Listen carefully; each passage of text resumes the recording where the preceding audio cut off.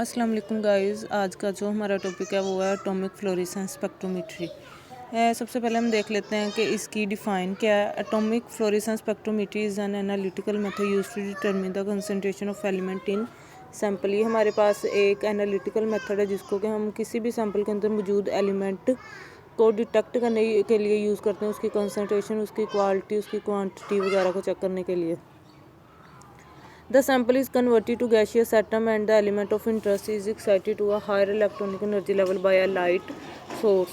सबसे पहले जो सैंपल है उसे गैशियस एटम में कन्वर्ट कर लेना है, फिर जो हमारे पास एलिमेंट ऑफ इंटरेस्ट होगा उसको किसी भी लाइट सोर्स के ज़रिए हमने एक्साइट करवा लेना है। एक्साइट होने के बाद वो कुछ देर बाद 1-2 सेकंड बाद डी एक्साइट हो जाता है। डी एक्साइट होने के बाद वो कुछ रेडिएशंस इमिट करता है, उस इमिशन से हम उस एलिमेंट को डिटेक्ट कर लेते हैं।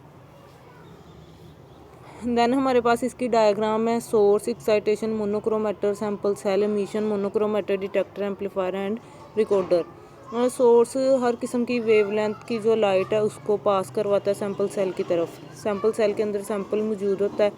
अब एक्साइटेशन मोनोक्रोमेटर क्या करता है, उसमें से नेम से भी इंडिकेट होता है मोनोक्रोमेटर, यानी कि एक वेवलेंथ की जो लाइट है वो सिर्फ पास करवाता है एमिशन मोनोक्रोमेटर की तरफ। एमिशन मोनोक्रोमेटर उसे इमिट कर लेता है, उसको यूज़ कर लेता है, फिर वो क्या करवाता है डिटेक्टर की तरफ सेंड कर देता है। डिटेक्टर से आगे एम्पलीफायर उसे एम्पलीफाई करता है एंड रिकॉर्डर उस ग्राफ को रिकॉर्ड कर लेता है। अब हम देखते हैं origin of atomic fluorescence. The development of atomic fluorescence spectrometry is an advance analytical technique. ही हमारे पास एक एनालिटिकल टेक्निक है जिसको सबसे पहले जो डिस्कवर किया था वो 2 साइंटिस्ट हैं, वाइनफोर्डर एंड वेस्ट। इन्होंने ये जो टेक्निक को डिस्कवर किया, सबसे पहले जो यूज़ किया था इन्होंने सोडियम एटम्स के लिए इसको यूज़ किया था।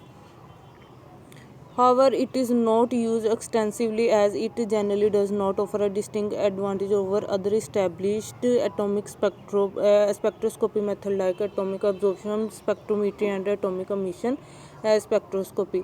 अगर इसका हम कंपैरिजन करते हैं बाकी की 2 स्पेक्ट्रोमीट्रीज के साथ तो उनकी निस्बत ये इतनी बेस्ट नहीं है, लेकिन इसका एडवांटेजेस हमारे पास ये है कि ये एक टाइम के अंदर दो या दो से ज़्यादा एलिमेंट को डिटेक्ट कर सकती है, लेकिन वो दोनों स्पेक्ट्रोस्कोपी एक टाइम के अंदर सिर्फ किसी स्पेसिफिक से एलिमेंट को डिटेक्ट कर सकती हैं।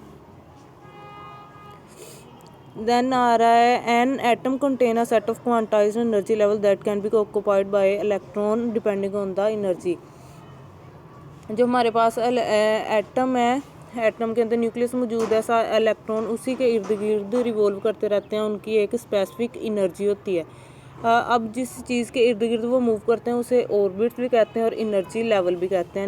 एनर्जी लेवल से इंडिकेट होता है कि हर ऑर्बिट की एक स्पेसिफिक एनर्जी होती है और उसी में इलेक्ट्रॉन क्या करते हैं, रिवॉल्व करते रहते हैं, मूव करते रहते हैं।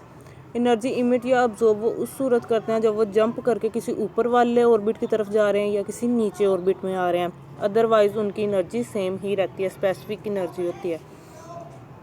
The atom obtained by the process of atomisation in a low temperature flame are primarily in the ground state. सबसे पहले जैसे मैंने पीछे भी बताया था कि जो हमारे पास एटम है उसको जो सैंपल है उसको हमने कन्वर्ट कर लेना है, एटमाइजेशन उसकी करवा लेनी है, उसको कन्वर्ट किस में कर लेना हमने, गैशियस एटम में। गैशियस एटम में कन्वर्ट करवाने के बाद वो क्या करते हैं, एक्साइटेड होते हैं, एक्साइटेड होने के बाद दोबारा से डी एक्साइट होते हैं, डी एक्साइट होने के बाद फिर वो कुछ स्पेसिफिक रेडिएशन इमिट करते हैं, उस एमिशन से उस एलिमेंट को क्या कर लेते हैं, डिटेक्ट कर लेते हैं। अब इसके हमारे पास 2 सोर्सेज होते हैं, एक है कॉन्टीन्यूस सोर्स और एक दूसरा है लाइन सोर्स। कॉन्टीन्यूस सोर्स में जिनोन लैंप आ जाता है और लाइन सोर्स में hollow cathode lamp, electrodeless discharge lamp और tune laser. The radiationally excited atom relax back to the ground state accompanied by a radiation। अब ये क्या होता है, जैसे मैंने पीछे ही बता दिया था कि कुछ सेकंड्स बाद वो दोबारा से डी एक्साइट हो जाते हैं। उस पॉइंट पे आके हम अपने जो भी हमने सैंपल को डिटेक्ट करना है उसे डिटेक्ट कर लेते हैं और इस फिनोमेना को हम कहते हैं ये एटॉमिक फ्लोरेसेंस एमिशन।